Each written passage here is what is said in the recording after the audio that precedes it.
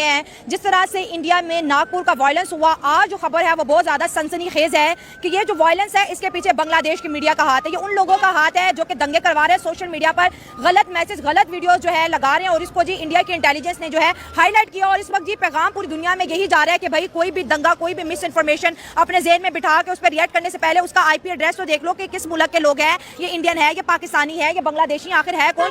बांग्लादेश की economy 70 to 75% dependent है India पे। इंडिया ने आप ये कह लें कि ग्रो करके लेके आए, फीड करके, बल्कि इंडिया ने बांग्लादेश को फीड किया था। 1970 में अलहदा हुआ बांग्लादेश, अब तक 55 साल हो चुके हैं। तो 55 साल में आपको इलेक्ट्रिसिटी प्रोवाइड करा है बांग्लादेश को इंडिया प्रोवाइड करा है, टेक्सटाइल इंडस्ट्री प्रोवाइड करा है वो इंडिया प्रोवाइड करा है, आपको मेडिकल फैसिलिटी प्रोवाइड करा है वो इंडिया प्रोवाइड करा है, सबसे ईजीएस्ट वीजा आपको मिल जाता है। क्योंकि आज हम बात कर रहे हैं एक ऐसी बड़ी खबर जिसको देखकर वो ऐसे तमाम देश जो कि हथियारों को एक्सपोर्ट करके काफी मोटा पैसा कमा रहे थे, अब उनके सर में जी बहुत शदीद दर्द होना शुरू हो गया है, क्योंकि भारत ने एक दफा फिर से जी छक्का मारा है। और वो ये है कि ब्रह्मोस के बाद अब आकाश मिसाइल को फर्स्ट टाइम भारत ने जी एक्सपोर्ट कर दिया है आर्मीनिया को, जो कि ईरान के बगल में एक छोटा सा मुल्क है। और आर्मीनिया जी पहला ऐसा मुल्क बना है जिसने भारत का आकाश डिफेंस सिस्टम जी इंपोर्ट कर लिया है। इंडिया और रशिया के रिलेशन सबसे ज्यादा बुरे दौर में भी अगर आप देखते हैं तो इंडिया ने उस सबसे ज्यादा बुरे दौर में भी अमेरिका का साथ नहीं दिया, रशिया का साथ नहीं छोड़ा।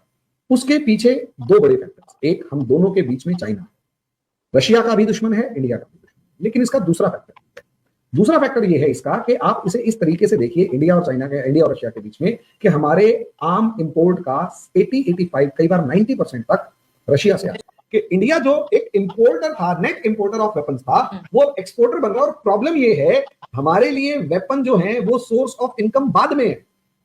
हमारे लिए वो जो डिप्लोमेटिक विक्ट्री है, हमारे इश्यूज के मामले में जो फालतू की पंगेबाजी की जाती थी और हमारे आस पड़ोस के लोगों को हथियार बेचे जाते थे, हमें उससे प्रॉब्लम थी। से ये जो है मैं जो है आपको जो है ये राशन दे रही हूँ, ठीक है, इस वो बहुत वजनी है, जल्दी से पकड़ ले। और अब आपने परेशान नहीं होना, ठीक है? नहीं नहीं, मैं परेशान नहीं हूँ। अब क्या फील हो रहा है राशन देके? ठीक, बहुत, मेरे बच्चे भी दुआ देंगे तुम्हारे को भाईजान। दोस्तों एक चीज मैं आपके सामने क्लियर करना चाहती हूँ। बहुत से दोस्त कह रहे थे कि भाई शाइला शायद व्यूज के लिए कर रही है। ये मेरा सोशल मीडिया पे आप सबके साथ वादा है, ये मेरी जिंदगी का पहला वेलफेयर काम है जो मैं कर रही हूँ। और इसको जब मैंने आके रियल में सिंध और इंटीरियर सिंध को विजिट किया है, तो अब ये मेरा सोशल मीडिया पे प्रॉमिस है कि मैं 2, 2.5, 3 महीने जैसे जैसे मेरे पास पैसे की कलेक्शन होगी, मैं यहाँ पर आके इन लोगों की मुसलसल मदद करती रहूँ। क्योंकि मैंने पहले कहा था ये ऐसा नहीं है कि इस साल में आई फिर 2 साल तक मैं गायब। तो ये जो काम है, ये सिलसिला है, ये जारी रहेगा। मेरे चैनल के थ्रू और मेरी टीम के थ्रू हम हर 2, 2.5 महीने, 3 महीने के बाद जो है ऐसे एरियाज को कवर करेंगे जहां पर लोगों को हमारी हेल्प की जरूरत है। और